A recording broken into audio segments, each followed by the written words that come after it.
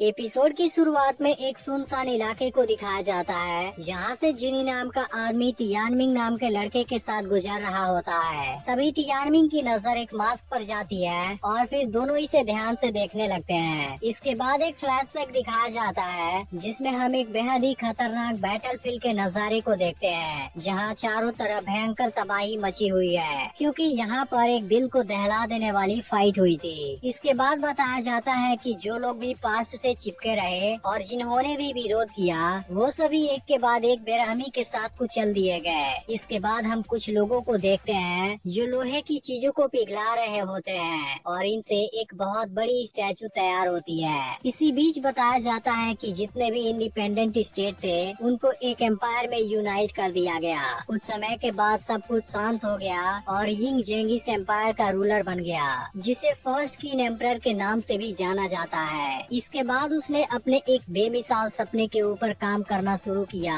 और एक बड़ी सी स्टैचू तैयार कराई। इसी के साथ उसने धरती के नीचे भी एक बड़े से मकबरे का कंस्ट्रक्शन शुरू कराया जो कि खुद उसके लिए ही था। इसके अलावा यिंग जेंग अपने सोल्जर के संख्या को भी बढ़ाता गया और एक बहुत बड़ी आर्मी तैयार कर लिया क्योंकि वह धरती के नीचे और इसके ऊपर के पूरे हिस्से पर कब्जा करना चाहता था। इसलिए वो अपने एम्पायर के खिलाफ आने वाले हर एक रुकावट को खत्म कर देने के लिए भी तैयार था। इधर जिनी और टियानमिंग एक ब्रिज पर पहुंचते हैं जहां इनको दोनों तरफ से बहुत बड़ी आर्मी घेर लेती है। फिर इसमें से एक कहता है यहाँ जो भी क्रिमिनल है प्राइम मिनिस्टर ने उसे अरेस्ट करने का ऑर्डर दिया है। इसके बाद कहता है ये दोनों सेंसिटिव इंफॉर्मेशन जानते हैं जो एम्पायर के मजबूती को संकट में डाल सकती है। अब जिनी टियानमिंग से पूछता है क्या तुम्हें डर लग रहा है, जिस पर टियानमिंग कहता है बिल्कुल नहीं। फिर जिनी कहता है क्या तुम्हें पता है वो अभी भी हमारे ऊपर चार्ज क्यों नहीं कर रहे। तब टियानमिंग कहता है ऐसा लगता है वो सब डरे हुए हैं। फिर पूछता है क्या वो आपसे डरे हुए हैं। इस पर जिनी कहता है वो सब मुझसे नहीं बल्कि मेरे रास्ते में खड़े होने के अंजाम से डरे हुए हैं। तुम इस मोमेंट और उनकी आंखों को बिल्कुल भी मत भूलना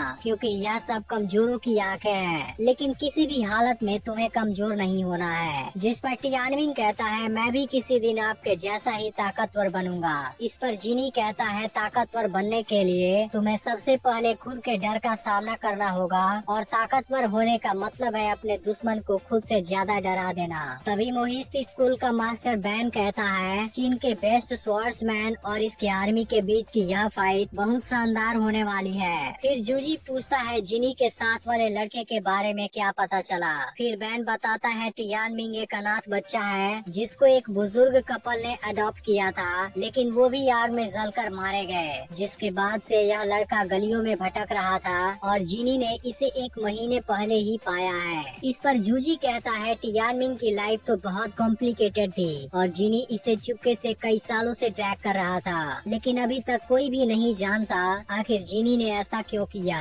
फिर भी जूजी को लगता है टियानमिंग की आइडेंटिटी उतनी सिंपल नहीं है जितनी बाहर से दिख रही है और कहता है क्या यिंग जेंग ने इतने सारे सोल्जर को इसलिए भेजा है क्योंकि टियानमिंग ने या फिर जिनी ने धोखा दिया। फिर बैन भी पूछता है क्या यह चीज हमारे ऑपरेशन को अफेक्ट करेगी, जिस पर जूजी कहता है हम इसे जल्दी ही पता कर लेंगे। इसी बीच डर की वजह से एक सोल्जर के हाथ से तीर छूट जाती है जिसके बाद जिनी इन सभी को मारने लगता है और यह देख सब हैरान हो जाते हैं। अब जिनी अपने पावरफुल स्पीड और टैलेंट से सभी को मारने लगता है लेकिन तभी टियानमिंग को बचाने के दौरान बुरी तरह जख्मी हो जाता है। फिर भी जिनी कमजोर नहीं पड़ता और टियानमिंग को इनके हर एक अटैक से बचा लेता है। अब जिनी फिर से सोल्जर को मारना शुरू कर देता है और कोई भी इसके सामने नहीं टिक पाता और इसे जख्मी देख टियानमिंग भी गुस्सा होने लगता है। जब यिंग जेंग को पता चलता है जिनी ने अकेले ही पूरे 300 सोल्जर को मार दिया वह काफी गुस्सा होने लगता है। फिर कहता है सालों पहले जब हमने चू पर अटैक किया था मैंने अपने 1 लाख सोल्जर को खोया था और बुरी तरह से हारे भी थे। इसके बाद फिर मैंने 5 लाख सोल्जर भेजा जिसके बाद चू भी हमारी पावर का सामना नहीं कर सका और बुरी तरह से तबाह हो गया।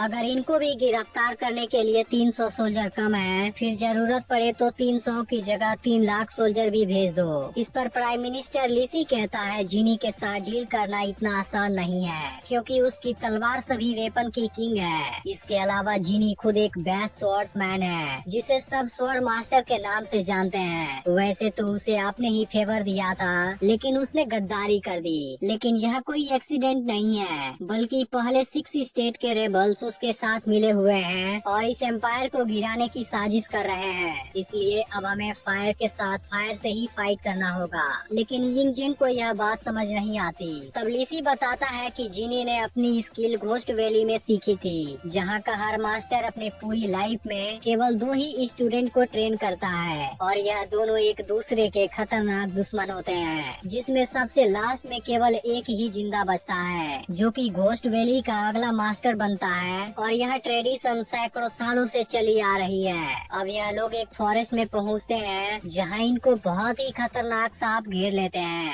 फिर लिसी कहता है कि हम यहाँ इस जगह के मास्टर से मिलने आए हैं। इसके बाद हम एक खूबसूरत लड़की चिलियान को देखते हैं, जो कहती है कि ये सांप बेखबर लोगों को खत्म कर देते हैं। इसके बाद चिलियान इन लोगों को फॉलो करने के लिए बोलती है और इनको गाइड करने लगती है। कुछ समय के बाद यह लोग इसके अंदर जाते हैं, जहाँ पर हम वेई को देखते हैं। वह लिसी से कहता है कि तुम केवल अपने आइडेंटिटी की वजह से अभी तक जिंदा हो। यह सुनकर लिसी के आदमी गुस्सा होने लगते हैं, लेकिन वेई को यह चीज पसंद नहीं आती है और वह एक झटके में ही इन सभी को मार देता है। तब लिसी कहता है कि हान किंगडम के रूल तो बहुत स्ट्रिक्ट है। इस पर वेई कहता है लेकिन अब इसका क्या फायदा।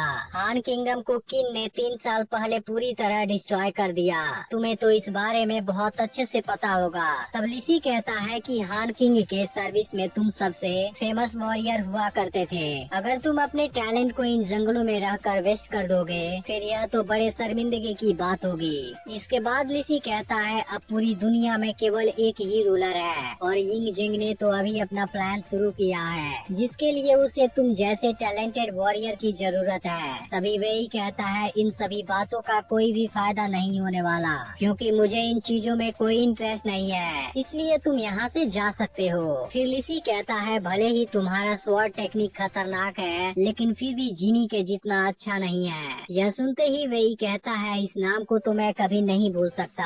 फिर आगे कहता है मोहिस्त स्कूल अभी कुछ समय पहले ही एक्टिव हुआ है, जो यिंग जेंग के खिलाफ साजिश कर रहा है। कहीं इसी वजह से तुमने तो मुझे नहीं खोजा। तब लिसी कहता है ऐसा कहा जाता है तुमने मोहिस्त स्कूल के पहले वाले लीडर को मारा था, जिसकी वजह से वो तुम्हारा नाम सुनते ही कांपने लगते हैं। फिर वही कहता है वो मुझे काफी समय से खोज रहे हैं, क्योंकि वो अपने लीडर के मौत का बदला लेना चाहते हैं। लेकिन आखिर वह लड़का कौन है जिसे जीनी प्रोटेक्ट करना चाहता है। इस पर लिसी कहता है वह कोई ऐसा है जिसे बहुत पहले ही मर जाना चाहिए था। मैं उस लड़के को देख लेता हूँ और तुम जीनी को देख लेना।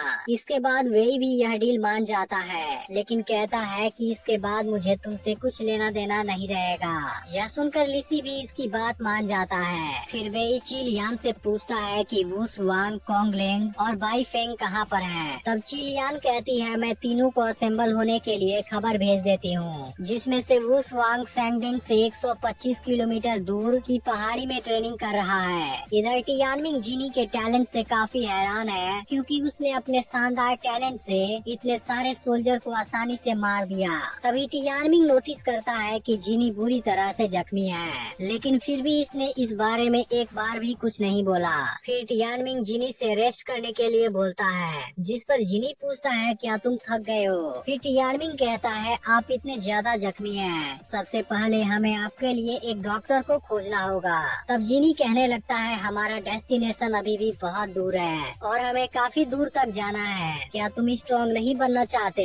यह सुनते ही टियानमिंग कहता है यह भी कोई पूछने की बात है। तब जीनी कहता है तुम्हें हमेशा इसी रास्ते पर आगे बढ़ना होगा, भले ही कुछ समय बाद मैं तुम्हारे साथ ना रहूं। यह सुनकर टियानमिंग पूछने लगता है कि आप मुझे छोड़कर जाने वाले हैं, लेकिन अब जीनी कुछ नहीं बोल पाता और फिर बेहोश होकर नीचे गिर जाता है। फिर टियानमिंग झील से पानी ले जाता है और जीनी को पिलाने लगता है, लेकिन तभी इसकी नजर एक तीतर पक्षी पर जाती है और काफी कोशिश के बाद टियानमिंग इसे पकड़ने में कामयाब हो जाता है। फिर वह इस जगह पर आग जलाता है और जीनी की तलवार की मदद से इसे पकाने लगता है। इसके बाद हम चू फैमिली के यंग मास्टर सोयू को देखते हैं, जो अपनी एक छोटी सी ट्रेनिंग दे रहा होता है और इस दौरान अपने शानदार टैलेंट और ताकत से सभी को आसानी से हरा देता है। तभी इनको अचानक से दुश्मन के अटैक होने का अलर्ट मिलता है और सोयू भी बाहर जाने लगता है, लेकिन तभी फान जेंग इसे रुक जाने के लिए बोलता है और लियांग को कुछ लोगों के साथ इन्वेस्टिगेट करने भेजता है। लेकिन सोयू इस बात से बिल्कुल भी खुश नहीं होता।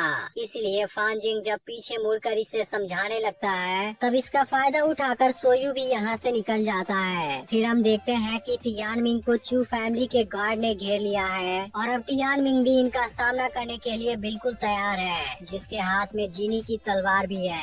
तभी सोयू भी लियांग के साथ यहाँ पर आ जाता है और लियांग यहाँ जख्मी पड़े आदमी के बारे में पूछने लगता है। लेकिन टियानमिंग इनको कुछ भी नहीं बताता और कहता है कि इस बात से तुम्हें कुछ नहीं लेना देना।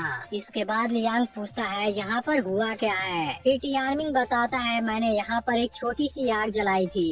तभी सोयू और लियांग टियानमिंग के पास वाले तलवार को नोटिस करते हैं जिसका नाम रेनबो एबिस होता है। फिर लियांग टियानमिंग से पूछता है कि तुम्हें यह तलवार कहाँ से मिला, जिस पर टियानमिंग बताता है कि यह मेरे अंकल का है। तभी सोयू टियानमिंग से तलवार को देखने के लिए मांगने लगता है, लेकिन टियानमिंग इसे तलवार देने से मना कर देता है। फिर भी सोयू नहीं मानता है और टियानमिंग के साथ फाइट करने लगता है। इसके बाद टियानमिंग सोयू पर कई बार अटैक करने की कोशिश करता है, लेकिन सोयू टियानमिंग से ज्यादा टैलेंटेड होता है, इसलिए वह टियानमिंग को आसानी से बीट कर देता है और आखिर में तलवार को ले लेता है। फिर लियांग कहता है इस पर किन लैंग्वेज में कुछ लिखा हुआ है। तब सोयू को लगता है टियानमिंग किन का कोई जासूस है जो यहाँ पर इन्वेस्टिगेट करने आया है। तभी लियांग कहने लगता है यह कोई ऑर्डिनरी तलवार नहीं है, इसका ओनर जरूर ही एक्स्ट्रा ऑर्डिनरी टैलेंट वाला होगा। अब यह सब टियानमिंग के अंकल का नाम पूछते हैं, लेकिन टियानमिंग अभी भी कुछ नहीं बताता।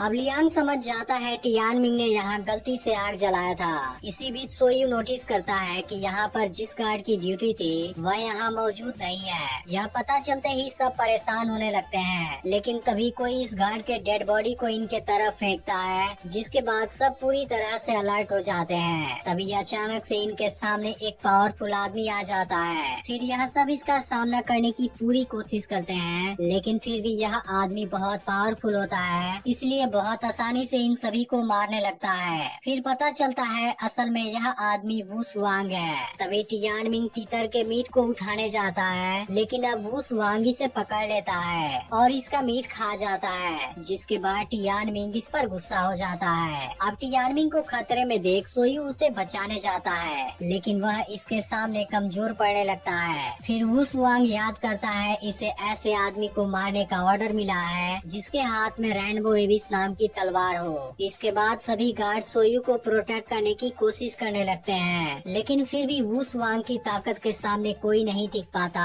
और वह इन सभी को एक एक करके मारने लगता है। तभी इसी बीच टियानमिंग को एक मिस्टीरियस आवाज सुनाई देने लगती है। फिर एक फ्लैशबैक दिखाया जाता है जिसमें लिजी नाम की लेडी एक छोटे से बच्चे से कहती है आने वाले कुछ सालों में तुम बहुत से खतरों का सामना करोगे। फिर वह अपने बच्चे को किसी के हाथों में दे देती है और कहती है तुम कभी मत भूलना तुम्हारी लाइफ के बदले एक बहुत बड़ी कीमत चुकाई गई है, इसलिए तुम कभी भी मत डरना और हमेशा स्ट्रॉन्ग बने रहना। इसके बाद पावरफुल वू शुआंग इसके सामने होता है और यह एपिसोड यहीं पर एंड हो जाता है। अगर एनीमे रिकैप की यह वीडियो अच्छी लगी हो तो लाइक जरूर कर देना और किंग्समून के अगले पार्ट का एक्सप्लेनेशन चाहिए फिर कमेंट करके जरूर बताना।